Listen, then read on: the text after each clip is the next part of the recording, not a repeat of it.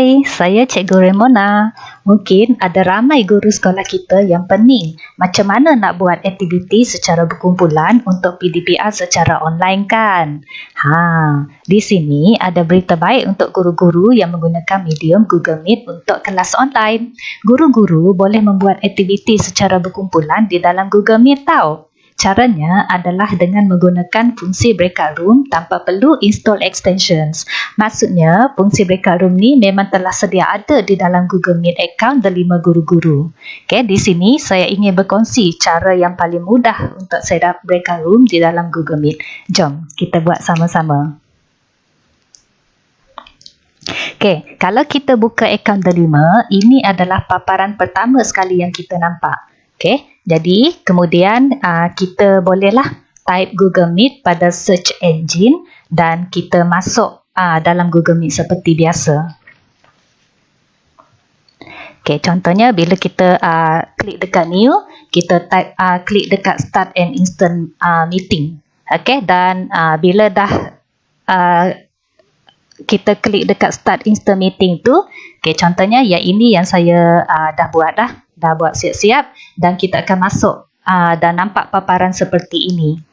Alright, jadi di sini saya set upkan ada seorang anak murid join untuk kelas saya ni. Okay, kita tengok untuk breakout room di bawah sebelah penjuru sebelah kanan ni ada ruangan bahagian aktiviti. Jadi kita klik dekat bahagian aktiviti ni dan di atas ni kita akan nampak ada perkataan breakout room. Okay, jadi kita klik dekat breakout room ni dan kita nampaklah nanti set up breakout room. Jadi kita klik dekat perkataan set up breakout room dan kalau kita nampak yang ini adalah room ataupun kumpulan yang kita bilangan kumpulan yang kita nak set untuk anak murid kita. Jadi contohnya kalau saya setkan 2 kumpulan dekat sini. Okey, sebenarnya boleh juga set lebih daripada tu. Okey, contohnya saya setkan 2 kat sini.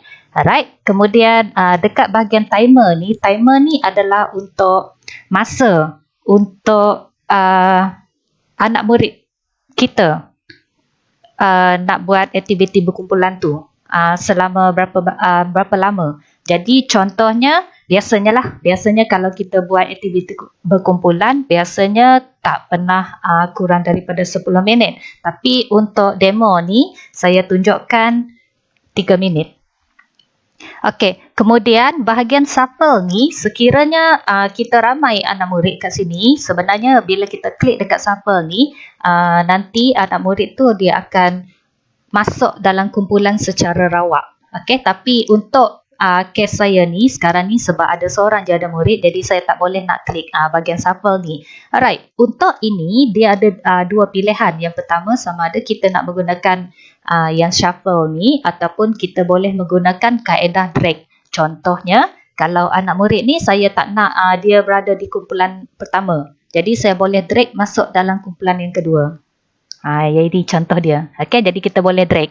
Okey, jadi contohnya saya masukkan balik dalam kumpulan pertama. Okey, yang untuk clear ni adalah untuk kita kosongkan semula lah. Okey, contohnya kalau saya klik dekat clear ni, jadi dia akan kosong dan semua akan masuk dalam main call kat sini. Okey, dan contohnya kalau saya drag masuk anak murid saya ni dalam kumpulan 1 dan kemudian saya bolehlah open room dekat sini.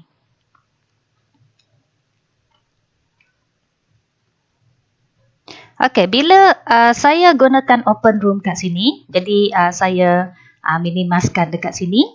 Jadi kalau kita tengok di sini, sebelah kanan ni adalah paparan daripada komputer anak murid saya dan sebelah kiri ini adalah paparan saya sebagai host. Jadi bila saya buat seperti ni tadi, automatik anak murid saya dah ada perkataan kat sini, you've been invited to join breakout 1. Okey, jadi anak murid saya akan klik join dekat sini. Okey, jadi kita akan nampak ada perkataan join in breakout 1 kat sini.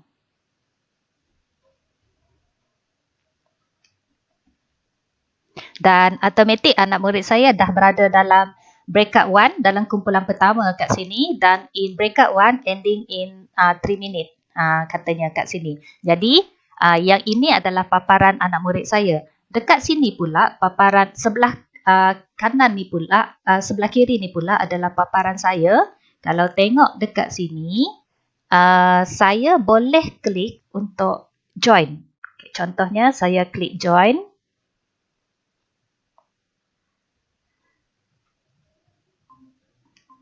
Dan automatik saya akan masuk ke dalam grup anak murid saya ni. Okey, jadi di sini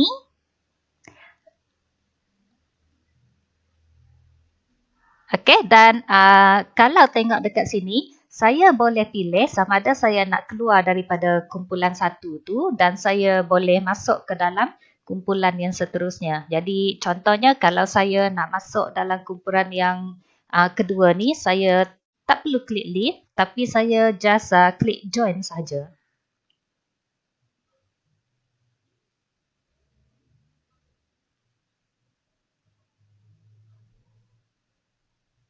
Jadi yang ini saya dah join breakout tu.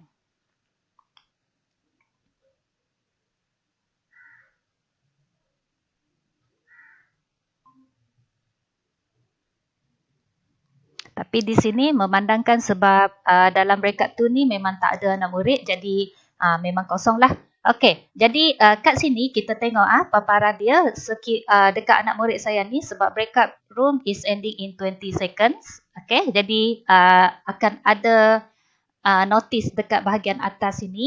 Okey, dan untuk saya pula sebagai host, let's say kalau saya nak kembali kepada main room, saya klik perkataan leave je. Dan saya akan returning to main call. Dan untuk anak murid saya pula, bila masa dah tamat, automatik mereka akan dipanggil masuk ke dalam main room dan mereka bolehlah klik dekat perkataan return to the main call.